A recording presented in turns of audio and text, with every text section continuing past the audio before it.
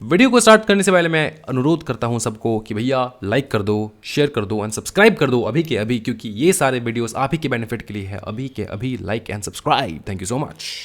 Okay, so hello and welcome back everyone to this now the beautiful सा video. आज हम लोग देखने वाले हैं केस स्टडीज़। ठीक है, आज कंटिन्यू करने वाले विद द केस स्टडीज़। ये थर्ड क्लास रहेगा एंड आज बहुत अच्छा खासा केस स्टडीज़ हम लोग देखने वाले हैं। ओके, सो पहला क्वेश्चन हम लोग करने वाले हैं ये क्वेश्चन है अपने डायरेक्टर्स के ऊपर। देख लेते एक बार क्वेश्चन क्या पूछा जा रहा है।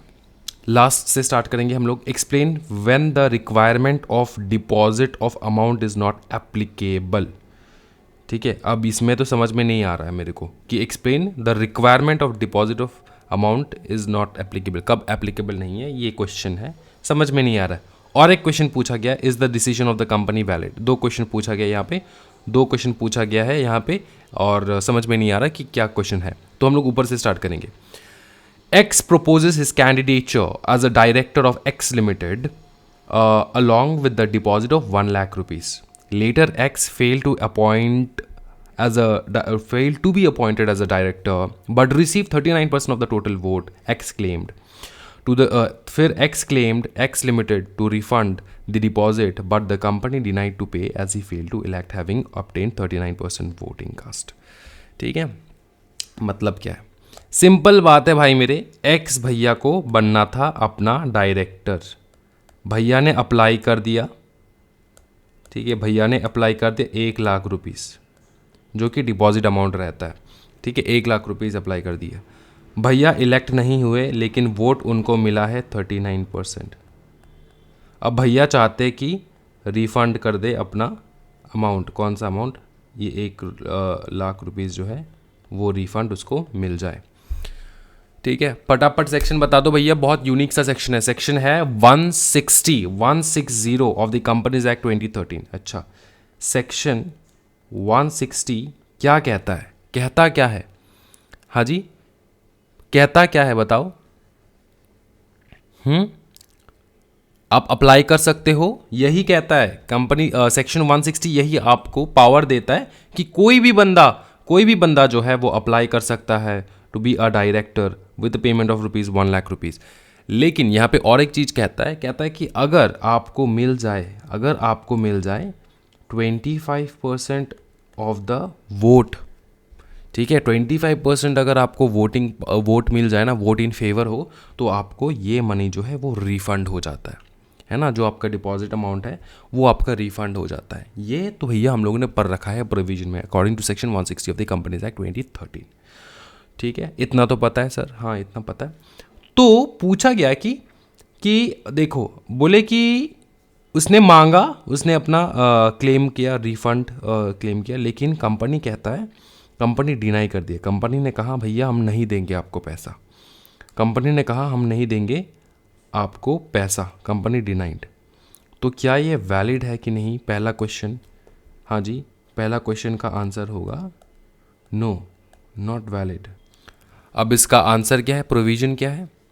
हाँ जी, प्रोविजन कैसे लिखना है? लिखना कैसे है? लिखना ऐसा, in the given case mister X has deposited sum of 1 lakh rupees with the company, but he failed to get appointed as a director. However, Mr. X secured 39% of the total valid votes. That is, condition of securing more than 25% of total valid votes casted has been satisfied. Hence, the decision of the company not to refund rupees 1 lakh to Mr. X is not valid. इस प्रकार से आपको लिखना है। मैंने पूरा बता दिया है, इस प्रकार से आपको यहाँ पे पूरा अच्छे तरीके से लिख डालना है। लिख सकोगे, लिखने में कोई दिक्कत नहीं है। हम लोग क्वेश्चन सॉल्व करेंगे। ठीक है, जो लिखना है वो मैं डिक्टेट कर दिया आपको, और कैसे और क्यों, आंसर क्या है वो आपको जानना है कि क्या है आंसर, क्या हो सकता है इसका आंसर, ये हम लोग देखेंगे। फिर पूछे कि explain when the requirement of deposit of amount is not applicable. ये आग बांध करके बता दो भैया कि कब एप्लीकेबल नहीं होता है। हाँ जी, जब कोई डायरेक्टर, ठीक है, कोई डायरेक्टर रेकमेंड कर रहा हो। ठीक है, जब कोई भी बंदा is being recommended by the nomination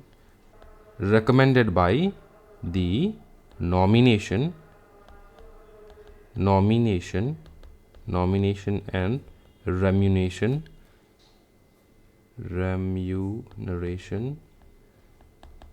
committee, ठीक है, कमिटी। और एक चीज़ है, और appointment of an independent director, और अपॉइंटमेंट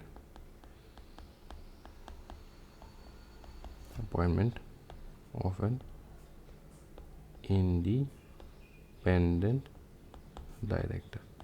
या तो आप इंडिपेंडेंट डायरेक्टर अपॉइंट कर रहे हो, ठीक है, इंडिपेंडेंट डायरेक्टर का स्कोप है तो वहाँ पे आपको पैसा नहीं लगता है, ठीक है। Explain the requirement of deposit money is not applicable.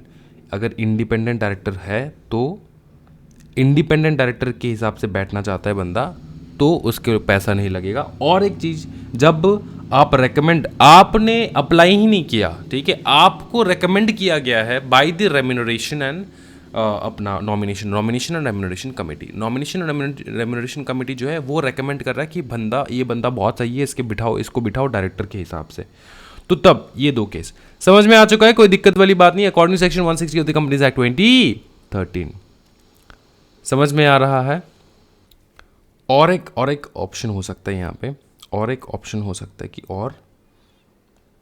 और ठीक है, और एक ऑप्शन ये भी हो सकता है, और डायरेक्टर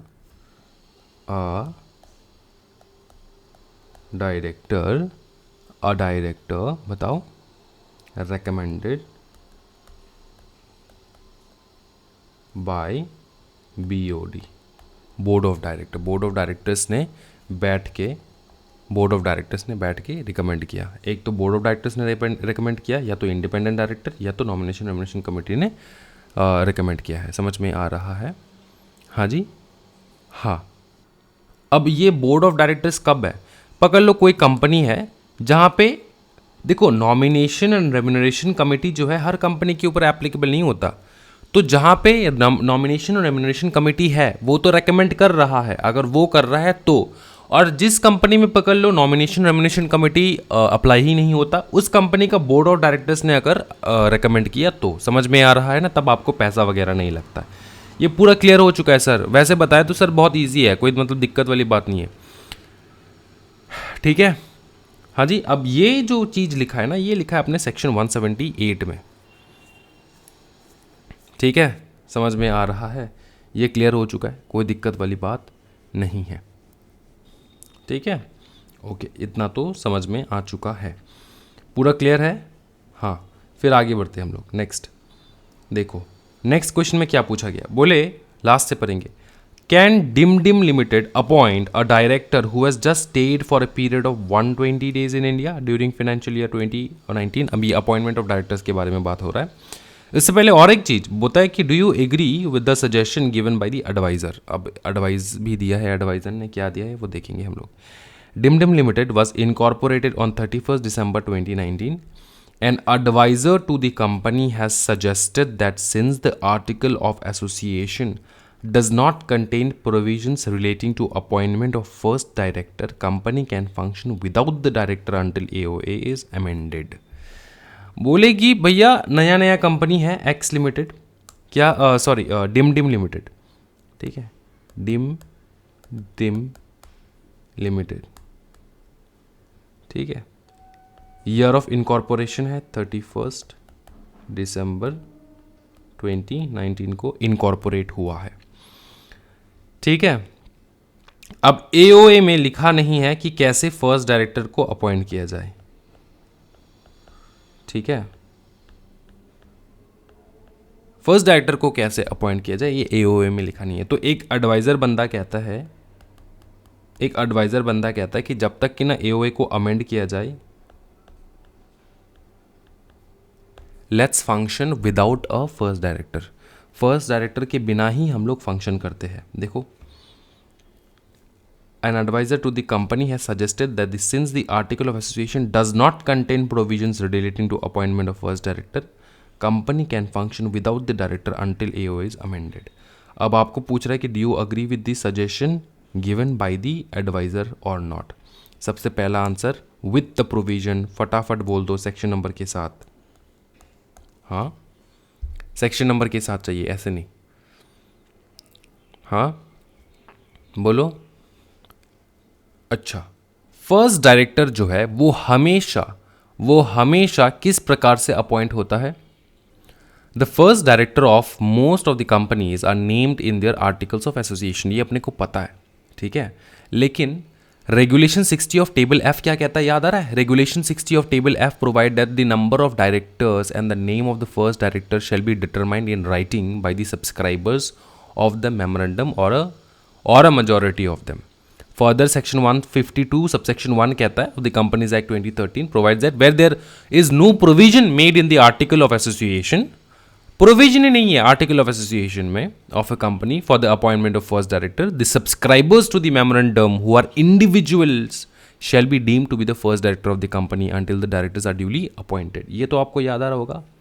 Section 152 क्या कहता है? Section 152 तो subsection 1 क्या कहता है? Where no provision is made in the article of association. देखो section 152 subsection 1 क्या कहता है? Where no provision is made, where no provision is made, लिख लो फटाफट, where no provision is made in the article of association of a company फिर of a company for the appointment of first director, for the appointment of first director of the company, ठीक है, of the company, first director of the company, the subscribers to the memorandum, याद आ रहा है? the subscribers to the memorandum, the subscribers to the memorandum who are individuals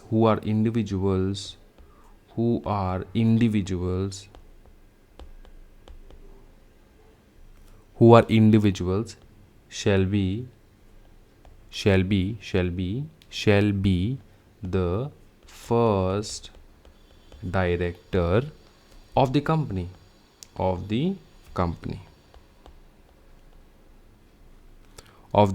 until the directors are duly appointed, ठीक है, ये है provision. अब question क्या पूछा गया? पूछे कि do you agree suggestion given by the adviser. Adviser ने क्या बोला कि अगर आर्टिकल ऑफ एसोसिएशन में लिखा नहीं है तो छोड़ दो, जब तक हम लोग आर्टिकल ऑफ एसोसिएशन को अमेंड नहीं कर लेते तब तक बिना डायरेक्टर के बैठेंगे, ऐसा नहीं होता, ठीक है। So the advice given by the adviser is not correct, ठीक है। AD एडवाइस नॉट करेक्ट, मैंने शॉर्टकट में लिख दिया है, आपको लिखना है the advice given by the director is not correct, the advice given by the director is not correct. ये समझ में आ रहा है? कोई दिक्कत वाली बात नहीं है, ठीक है, ये समझ में आ चुका है सर, ये कोई दिक्कत वाली बात नहीं है सर, समझ में आ चुका है। फिर दूसरा बताइए सर। अच्छा, ये मैं इसको यहाँ पे रख देता हूँ, ठीक है। अच्छा, फिर बताओ सर, फिर क्या बोले? फिर बोले यहाँ पे कि डू यू अग्री विद, अच्छा ये तो हो चुका है। फिर बोले Candim appoint a director who has just stayed for the period of 120 days in India during financial year, ठीक है। ये पूछा गया कि मतलब एक बंदे को हम अपॉइंट कर सकते हैं जिनने बस 120 डेज ही रहा है इंडिया में। तो अपने को इतना तो पता है कि सर सेक्शन 149 में अगर आपको सेक्शन पता है तो सेक्शन 149 सबसेक्शन 3 में ऐसा लिखा है ऑफ द कंपनीज एक्ट 2013 कि every company shall have at least one director who has stayed in India for a total period of not less than 182 days. ये तो पता है कि 182 डेज का रिक्वायरमेंट फुलफिल करना होता है। सेक्शन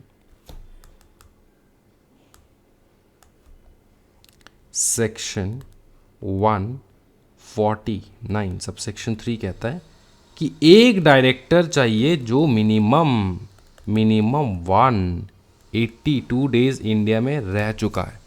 अब यहाँ पे पूछ रहे कि डायरेक्टर क्या हम लोग अपॉइंट कर सकते हैं एक बंदे को जिनने 120 डेज ही रहा है ड्यूरिंग फाइनेंशियल ईयर 1920। तो ये तो नॉर्मल प्रोविजन है, ये अपने को पता है। लेकिन एक जब कोई न्यूली इनकॉर्पोरेटेड कंपनी रहता है, जब कोई कंपनी ऐसा है कि न्यूली इनकॉर्पोरेट हुआ है, तो इसको हम लोग एक्सेप्शन मानते हैं, है ना. However, in case of a newly incorporated company, the requirement under this subsection shall apply proportionately at the end of the financial year in which it is incorporated.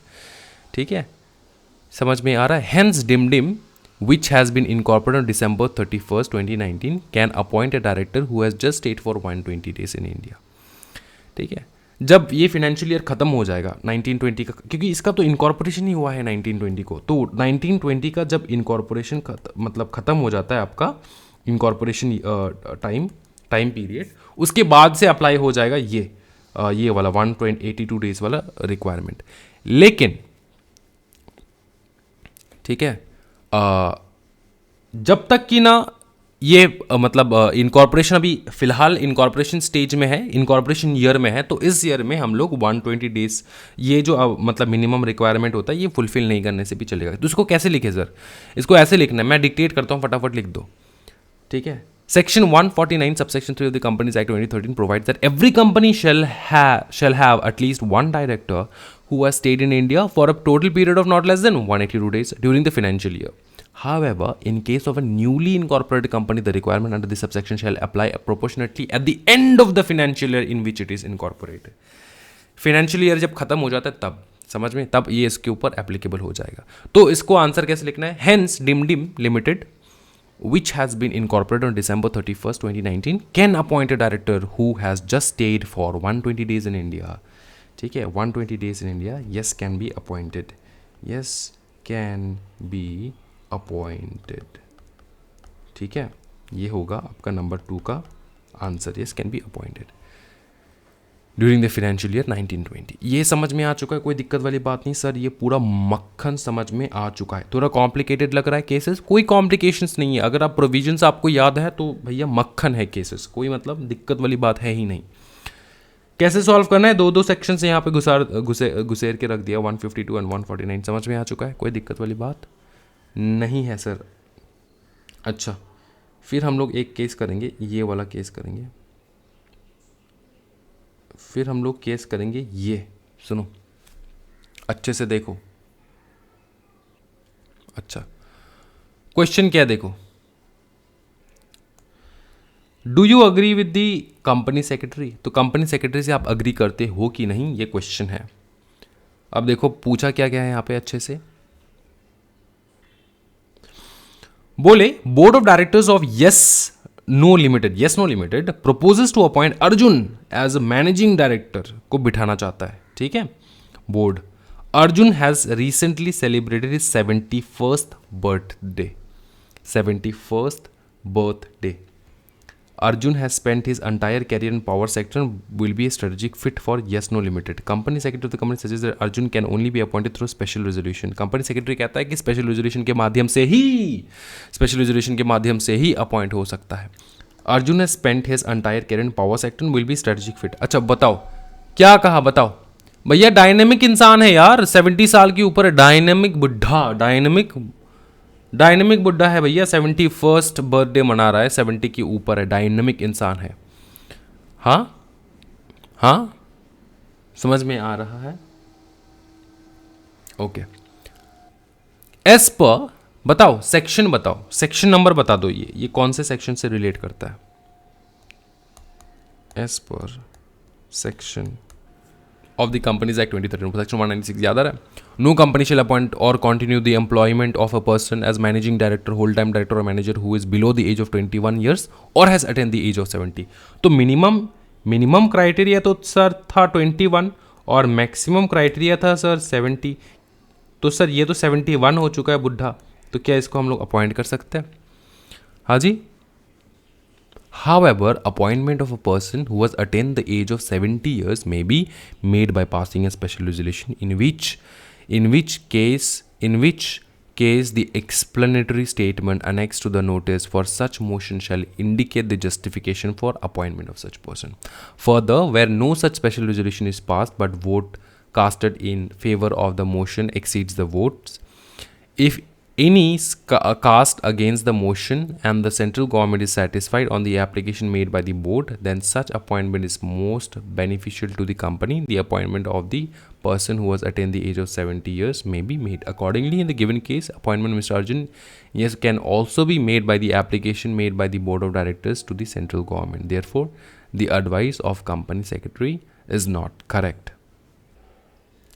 देखो, दो केसेस में हम लोग पास कर सकते हैं, मतलब इस प्रकार के डायनेमिक इंसान को अपॉइंट कर सकते हैं 70 ईयर्स के ऊपर के।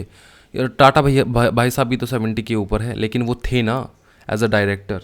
तो वही बात है, सुनो अच्छे से एक चीज़ देखो, दो प्रकार से। एक प्रकार है कि आप स्पेशल रेजोल्यूशन पास करो, और इसमें तो आपका जो है स्पेशल रेजोल्यूशन तो जाएगा ही, उसमें एक्सप्लेनेटरी स्टेटमेंट भी जाएगा। एक्सप्लेनेटरी स्टेटमेंट, इसमें एक्सप्लेन करोगे आप कि क्यों आप अपॉइंट कर रहे हो इतना डायनामिक बुढ़े को, मतलब जो इतना बूढ़ा हो चुका है और उसको आप अपॉइंट कर रहे हो एज अ डायरेक्टर। तो ये आपको एक्सप्लेन करना है एक्सप्लेनेटरी स्टेटमेंट में, और इसमें एसआर चाहिए होगा, मतलब स्पेशल रेजोल्यूशन पास कर रहे हो, 75% ऑफ द टोटल वोट चाहिए होगा। ये एक तरीका है, ये फर्स्ट तरीका है। सेकेंड तरीका ये है कि आप एसआर पास नहीं कर रहे हो, सिर्फ बोर्ड ऑफ डायरेक्टर्स जो है ना, बीओडी जो है वही अपॉइंट कर रहा है। क्या हो सकता है? हाँ, लेकिन सेंट्रल गवर्नमेंट का अप्रूवल लेने के बाद। अगर आप एसआर नहीं पास कर रहे हो तो सेंट्रल गवर्नमेंट का अप्रूवल चाहिए होता है। अगर आपको अप्रूवल मिल चुका है तो बहुत बढ़िया बात है, अगर अप्रूवल नहीं मिला है तो भैया कुछ कर नहीं सकते हम लोग यहाँ पे। समझ में आ रहा है? ये दो तरीके हैं जहाँ पे हम लोग अपॉइंट कर सकते हैं एक डायनेमिक इंसान को। तो क्या do you agree with the company secretary? Company secretary कह रहा है कि स्पेशल रेजोल्यूशन पास करके ही कर सकता है। No, we do not agree. क्यों डू नॉट एग्री? भैया क्वेश्चन को अच्छे से पढ़ो, क्वेश्चन को अच्छे से पढ़ो। आंसर होगा no, company secretary is wrong. क्यों? कि ये बोला भैया ने बोला कि company secretary of the company suggests that Arjun can only be appointed through special resolution। बोला कि सिर्फ स्पेशल रेजोल्यूशन से ही उसको अपॉइंट कर सकते हैं। मतलब भाई साहब ने लेक्चर अच्छे से नहीं देखा है और उनको पता नहीं कि बीओडी सीजी के पास जाकर भी अप्रूवल मांग सकता है ना भाई मेरे? याद आ रहा है सेक्शन 196? हाँ जी, हाँ ठीक है। इसको कैसे लिखना है सर? फटाफट मैं डिक्टेट कर रहा हूँ, फटाफट लिख लो। हाँ जी, लिख लो। As per section 196 of the companies act 2013, no company shall appoint or continue the employment of any person as managing director, whole time director or manager who is below the age of 21 years or has attained the age of 70। ये तो अपने को पता है। However, appointment of a person who has attained the age of 70 may be made by passing a special resolution, in which case the explanatory statement annexed to the notice for such motion shall indicate the justification for appointment of such person. Further, ये तो आपका special resolution है। Further, where no such special resolution is passed but vote casted in favor is more than casted against the motion, मतलब BOD ने जो है वो voting कर रहे हैं यहाँ पे, ठीक है, BRADBM पास कर रहे हैं, एंड सेंट्रल गवर्नमेंट के पास गए, and the central government is satisfied on an application made by the BOD, then such appointment is most beneficial to the company. The appointment of the person who has attained the age of 70 years may be made. ठीक है, accordingly answer को लिख लेना है, सिर्फ last में conclusion में ये लिख लें, accordingly in the given case appointment of Mr. Arjun in Yes No Limited can also be made by the application made by the BOD to the central government. Therefore advice of company secretary is not correct. ठीक है, ये समझ में आ चुका है? हाँ sir, समझ में आ चुका है, कोई दिक्कत वाली बात नहीं। आगे बढ़ते हैं, और एक केस देखेंगे, बढ़िया केस। देखो बहुत बढ़िया केस। देखो बोले एक्स देखो लास्ट में, state whether the limit on managerial remuneration under 197 of the companies act 2013 schedule 5 apply to X और नॉट। तो शेड्यूल 5 में क्या लिखा है? हाँ जी, रेम्यूनरेशन का लिमिट्स लिखा है ना, कि कितना रेम्यूनरेशन दे सकते हैं हम लोग, तो वो एप्लीकेबल होता है कि नहीं, इसके ऊपर पूछ रहा है। क्या देखो क्वेश्चन क्या है, अच्छे से देखो। एक्स फाइनेंस एक्सपर्ट है ये बंदा, हैविंग एक्सपीरियंस ऑफ 30 साल का, XY लिमिटेड में ज्वाइन करना चाहता है। wants to appoint him as a chief financial officer at a salary which is more than the director of the company. Chief financial officer के हिसाब से बैठना चाहता है और उसको सैलरी मिलेगा जो कि मोर देन है एक डायरेक्टर के सैलरी के से भी। तो पूछा गया है कि ये जो अपना शेड्यूल 5 है, ठीक है, जो मैनेजरल रेम्यूनरेशन के ऊपर बात करता है, कौन से सेक्शन के अंडर? 197 सेक्शन भी दे दिया उन लोगों ने, ठीक है। तो क्या ये एप्लीकेबल होता है सीओएफ के ऊपर, सीएफओ के ऊपर एप्लीकेबल होता है कि नहीं, ये पूछा गया है। हाँ जी, सेक्शन 197 का प्रोविजन फटाफट बोल दो, मैं कान दे रहा हूं, फटाफट बोल दो। Section 197 of the companies act 2013 contains certain limits which respects to remuneration of directors, including managing director and whole-time director and manager. However, this limit do not apply to any key managerial personnel. ना CEO के ऊपर, ना company secretary के ऊपर, ना CEO के ऊपर, किसी के ऊपर एप्लीकेबल नहीं होता ये चीज़, ठीक है। सो however, the limit do not apply to other key managerial personnel, that is CEO, CFO, company secretary. ये हम कौन है? हम है key managerial personnel. Similarly, Schedule 5 contains certain limits which respects to remuneration of managing director, whole-time director, manager. However, this limit does not apply to key managerial personnel. ये तो पता ही है आपको, है ना। Thus, the limit on managerial remuneration as contained in Section 197 of the Companies Act and Schedule 5 shall not apply to Mr. X. Simple सा बात है। तो आपको यही याद रखना कि Schedule 5 जो है ये एप्लीकेबल किसके ऊपर होता है, किसके ऊपर नहीं होता है। हाँ, किसके ऊपर होता है सबसे पहले? हाँ जी, किसके ऊपर होता है? हाँ, मैनेजिंग डायरेक्टर के ऊपर, मैनेजिंग डायरेक्टर के ऊपर होता है ना। होल टाइम डायरेक्टर के ऊपर होता है ना। मैनेजर के ऊपर होता है। किसके ऊपर नहीं होता है? किसके ऊपर नहीं होता है? Shall not apply to CEO, CFO, company secretary, क्योंकि ये हम लोग क्या है, केएमपी। समझ में आ रहा है? तो कंक्लूजन में क्या लिख देना है? कंक्लूजन में सिर्फ यही लिखना है कि the limit on managerial remuneration as contained in section 197 of the companies act 2013 and schedule 5 shall not apply to mister X के ऊपर अप्लाई नहीं होगा, क्योंकि वो बंदा बैठना चाहता है एज अ CFO। समझ में आ चुका है? हाँ सर, समझ में आ चुका है। कोई दिक्कत वाली बात है भैया? कोई दिक्कत हो सकता है आपके रहते हुए? चलो नेक्स्ट क्वेश्चन देखेंगे हम लोग। नेक्स्ट क्वेश्चन में क्या पूछा है? इंटरेस्टिंग क्वेश्चन है, बहुत बढ़िया। देखो, ये तो सेम क्वेश्चन हो चुका है। अच्छा वेट, एक सेकेंड। ओके, ये क्वेश्चन है नेक्स्ट ये क्वेश्चन है। देखो, advise the company on the above proposal. ऊपर में प्रपोजल क्या देख लेते।